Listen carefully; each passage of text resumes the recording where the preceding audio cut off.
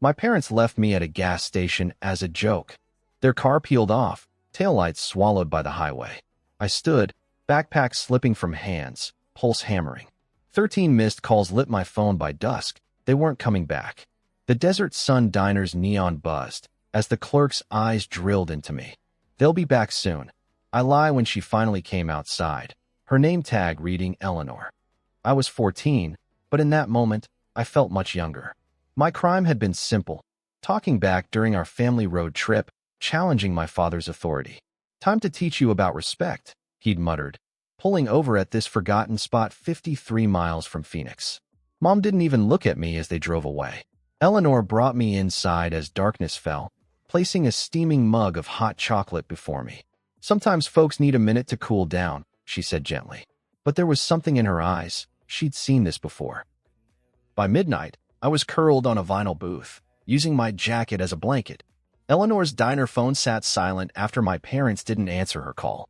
I clutched my wallet with $27 inside, wondering how far that would get me. The next morning, Mom finally called the diner. I grabbed the receiver, relief flooding through me. "Alex? We figured you'd learned your lesson by now," she said, her voice casual, as though she'd just stepped out for groceries. "Dad says if you apologize, we'll come get you." I gripped the phone tighter, watching Eleanor wipe down counters while pretending not to listen. Something cracked inside me. "I'm not apologizing," I said, surprising myself with how steady my voice sounded. Her tone sharpened. "Then you can find your own way home when you're ready to show respect." I placed the receiver down carefully, feeling strangely calm. Eleanor appeared beside me, coffee pot in hand. "I have a spare room above the diner," she said quietly. "Just until things settle." I nodded, not trusting my voice. I didn't know then that "until things settle" would turn into 15 years. My phone chimed with another notification as I stepped out of the Uber. 7 missed calls from Kevin in the last hour. My younger brother had always been persistent, one of the few traits we shared. "I've secured the closing," my assistant texted. "Documents will be ready for signatures tomorrow at 2 p.m. I adjusted my tie, surveying the modest steakhouse where I'd agreed to meet Kevin. 15 years had transformed me from that abandoned teenager into Alex Sanders, founder and CEO of Safe Haven Tech. The desert heat felt familiar on my skin as I stepped inside. Kevin sat hunched at a corner table, fidgeting with a paper napkin. He'd gained weight since our mother's Facebook photos from 2 years ago, and his hairline had receded dramatically. He jumped up when he spotted me. "Alex, Jesus, you look." He gestured vaguely at my tailored suit. "Different. 15 years will do that," I replied, sitting down without offering a hug. The waitress appeared, and I ordered scotch, neat. Kevin's eyes darted nervously. "I wasn't sure you'd actually come. After everything." After everything. Such a convenient phrase to compress abandonment, betrayal, and years of silence. "Your message mentioned an emergency," I said, keeping my voice level. "Something about Mom and Dad losing the house." He nodded eagerly. "It's bad, Alex. Dad's gambling got out of control after the construction business went under. They're facing foreclosure, and they've got nowhere to go." He leaned forward. "They're in their 60s now. Dad's health isn't good." I sipped my scotch, letting the burn match the slow simmer in my chest. "And you reached out to me because—" "You're the only one who can help," Kevin said, eyes pleading. "I would if I could, but with my kids and the divorce, how did you find me?" I interrupted. Kevin shifted uncomfortably. "Eleanor. From the diner. She didn't want to tell me, but I convinced her it was urgent. I made a mental note to call Eleanor later. She'd been my rock, giving me work, support, eventually helping me apply for emancipation and scholarships. She'd kept my whereabouts private for years at my request. Mom and Dad talk about you. You know," Kevin continued, misreading my silence. "They regret what happened." "What exactly do they regret, Kevin?" I asked quietly, setting down my glass. "Abandoning their 14-year-old son at a gas station 50 miles from home? Or just that that son isn't around to bail them out now?" Kevin flinched. "It wasn't like that. They were teaching you a lesson." "Yes, I remember the terminology." He pushed a folder across the table. "The auction's in 3 days. Maybe just look at their situation?" "For me." I took the folder, not for Kevin, but because I'd already known about the auction before he'd called. I'd known about my parents' financial troubles for months. The folder contained exactly what I expected: foreclosure notices, medical bills, and bank statements showing accounts circling the drain. "I'll think about it," I said, signaling for the check. Kevin's relief was palpable. That's all I'm asking. They're still our parents, Alex. I paid the bill and stood. I'll be in touch. The Arizona sun was merciless as I stepped outside, opening the Uber app. Kevin followed me out. Where are you staying? He asked hopefully. The Ritz-Carlton, I replied, not looking up from my phone. His eyebrows shot up. Seriously? That's like $600 a night. The car pulled up, and I finally met his gaze. I know exactly how much it costs, Kevin. That's why I'm staying there. The house looked smaller than I remembered. 2 stories of faded stucco with a cracked driveway where my father once proudly parked his Ford F-150. I sat in my rental car across the street, watching. My phone vibrated with a text from my lawyer. Documents confirmed. You're cleared for the auction. 3 days had passed since meeting Kevin. I hadn't called him back despite his increasing desperate messages. Instead, I'd met with my financial team, making arrangements that had been forming in my mind for longer than I cared to admit. Movement caught my eye, the front door opening. My mother stepped out to collect the mail, her hair now completely gray. She looked thin, almost fragile. For a second, I felt a pull of something. Not quite forgiveness, perhaps just recognition. Then I remembered sitting alone in that diner, watching the clock tick past midnight, reality settling in that no one was coming for me. I started the car and drove away. There were preparations to make. The county auction was held in a fluorescent-lit government building that smelled of industrial cleaner and stale coffee. 26 people filled the hard plastic chairs. Investors, flippers, and the occasional desperate family member hoping to save a home. I sat in the back row, cap pulled low. Kevin hadn't seen me yet. He sat near the front, constantly checking his phone. He'd left 17 messages since our dinner. When the auctioneer announced 1487 Saguaro Drive, Kevin straightened, his attention fixed on the proceedings. The opening bid was $175,000, well below market value even for a foreclosure. $175,000. Do I hear $180,000? The auctioneer called. Kevin raised his hand tentatively. $176,000. He offered, his voice strained. It was probably everything he could scrape together. Another bidder countered, $180,000. Kevin's shoulders slumped. He tried once more at $181,000, but was quickly outbid. I waited until the bidding reached $210,000 before raising my hand. $250,000, I said clearly. Heads turned. Kevin twisted in his seat, eyes widening as he recognized me. $250,000, the auctioneer repeated, looking around the room. Going once. Kevin fought through the chairs to reach me. Alex, what are you doing? Going twice. Helping, I said simply. Sold. To bidder number 42. Kevin's face lit up with relief and gratitude. Thank you, he whispered. This will mean so much to them. I stood, straightening my jacket. You misunderstand, Kevin. I'm not saving their home for them. I'm buying it. His expression collapsed. What? But why would you? You should call Mom and Dad, I said, gathering my papers. They need to know they have exactly 48 hours to vacate the property. Kevin grabbed my arm. You can't be serious. Where will they go? Dad's heart. They should have thought of that before they left a child alone in the desert, I replied, removing his hand. Actions have consequences. Isn't that what they wanted to teach me? The moving truck was loading the last of my parents' possessions when I arrived 2 days later. My mother stood in the driveway, arms crossed tightly across her chest. My father sat in their old sedan, refusing to look in my direction. Kevin hovered between them, attempting damage control. I parked behind the moving truck and got out, property documents in hand. You got what you wanted, my mother said as I approached. Happy now? 15 years of imagined confrontations, and here we were. She looked older, but her eyes held the same dismissive judgment I remembered. This isn't about happiness, I replied. Then what is it about? Kevin demanded, stepping between us. Revenge? They made a mistake, Alex. One mistake. I looked past him to where our father still sat in the car, his profile rigid with pride even now. It wasn't a mistake, I said quietly. It was a choice. They chose to abandon their child to teach him a lesson. I'm simply showing them I learned it. My mother's face twisted. We came back the next day. You were gone. I was at Eleanor's for 3 weeks, I corrected her. You never called again after that first morning. Not once. She looked away, the lie exposed. The house will be renovated starting next week, I said, changing the subject. You've left the property in poor condition. Where are we supposed to go? My father finally called out, rolling down his window but still not looking at me. I handed Kevin an envelope. This is a cashier's check for $50,000. More than generous for the circumstances.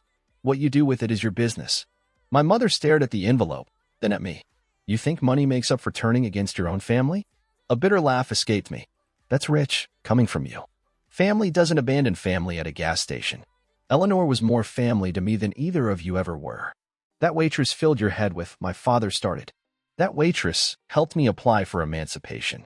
She made sure I finished high school while working nights. She co-signed my first student loan.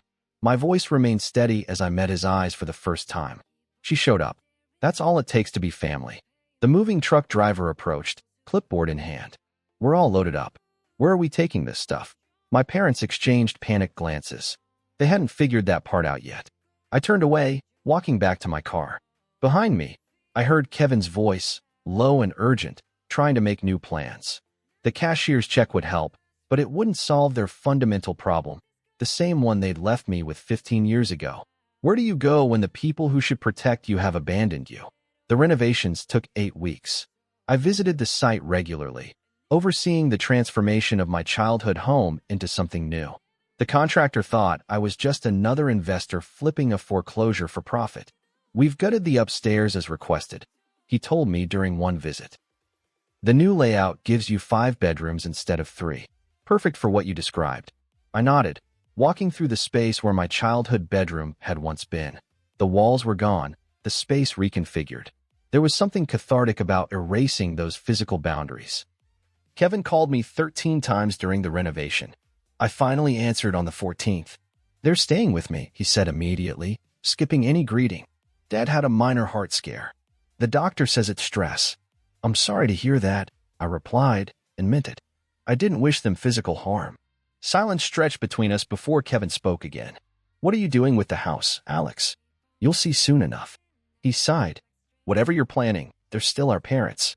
They raised us for 14 years before that day. And Eleanor raised me after, I countered. She didn't have to, but she chose to. Mom asks about you, Kevin said softly. She keeps that old photo from the Grand Canyon trip on our nightstand. The one where you're sitting on the guardrail, looking terrified.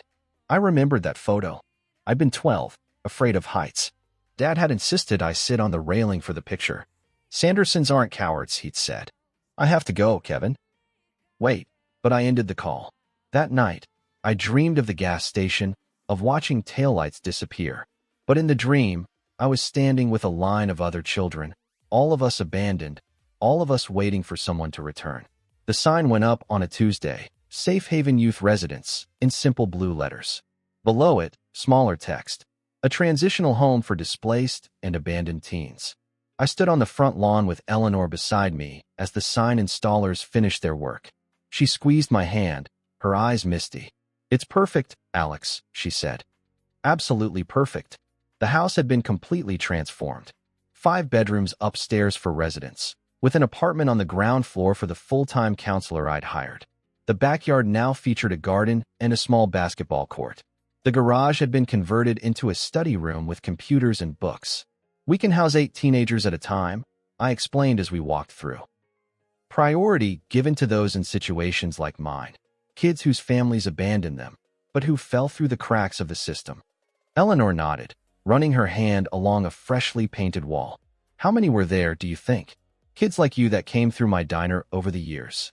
Too many, I replied. That's why we're opening 3 more of these across Arizona next year. She smiled through her tears. You turned poison into medicine, Alex. The local news team arrived for the prearranged interview. I'd normally avoid publicity, but Safe Haven needed the attention to reach the kids who needed it most. As the reporter set up in the living room, my phone buzzed with a text from Kevin. Just saw the news vans. What's happening? I didn't reply. He'd find out soon enough. The news segment aired 3 days later. By then, 4 teenagers had already moved into the residence, each with their own story of family breakdown and abandonment. I was in my Phoenix office reviewing expansion plans when my assistant buzzed me. There's a John and Marla Sanders here to see you, she said. They don't have an appointment, but they're insisting, Send them in, I interrupted, straightening my tie. They entered cautiously, looking out of place amid the sleek corporate decor. My father had aged dramatically, his once commanding frame now stooped. My mother clutched her purse like a shield. "Hello," I said, remaining seated behind my desk. They stood awkwardly until I gestured to the chairs opposite me. They sat in unison, a well-practiced marital choreography. "We saw the news," my mother finally said. "About our house." "It's not your house anymore," I reminded her. My father cleared his throat. "It's quite a thing you've done, helping those kids." I studied him, searching for the man who'd driven away that day, leaving his son behind. He avoided my gaze. "Why are you here?" I asked directly. They exchanged glances, a silent conversation passing between them. Finally, my mother spoke. "We wanted to." She began, then faltered. "We thought maybe you could volunteer," my father finished for her. "At the house. We have experience with teenagers." I stared at them, momentarily speechless. The audacity was almost impressive. "You left your 14-year-old son at a gas station and drove away," I said slowly. "You're literally the last people I would allow near vulnerable teenagers." My father's face reddened. "Now wait a minute. You're making it sound worse than abandonment? Then calling the next day to demand an apology before you'd consider retrieving your child? Then never calling again when you didn't get that apology?" My voice remained deadly calm. "Please, explain how I'm misrepresenting the situation." My mother began to cry, quiet tears tracking her makeup. "We made a terrible mistake, Alex. We've regretted it every day. Have you? Or do you regret that I succeeded without you? That I'm not the failure you predicted when you drove away?" I leaned forward. "Or do you simply regret that you need something from me now?" "That's not fair," my father said, but his protest sounded hollow. "None of this is about fairness," I replied. "It's about consequences. It's about the safety of already traumatized children. It's about the fact that 15 years later, you still came here expecting something from me, rather than offering something genuine to me." They sat in stunned silence. "I have a meeting in 5 minutes," I said, standing. "My assistant will show you out." My mother stood shakily. "Kevin said you were angry, but I didn't realize how much hate you've been carrying."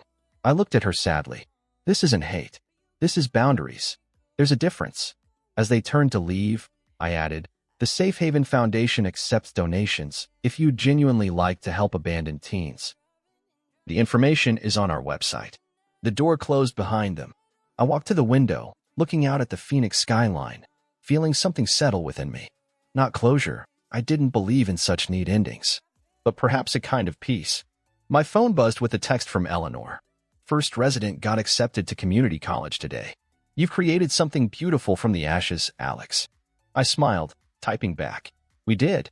Sometimes, I realized, the most powerful return ticket isn't to the place that hurt you, but to the place where you can heal others with similar wounds.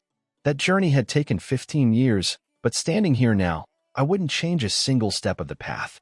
Was I right to turn my parents away when they asked to be part of the youth home? Would you have given them a second chance? Or did they forfeit that right when they drove away 15 years ago?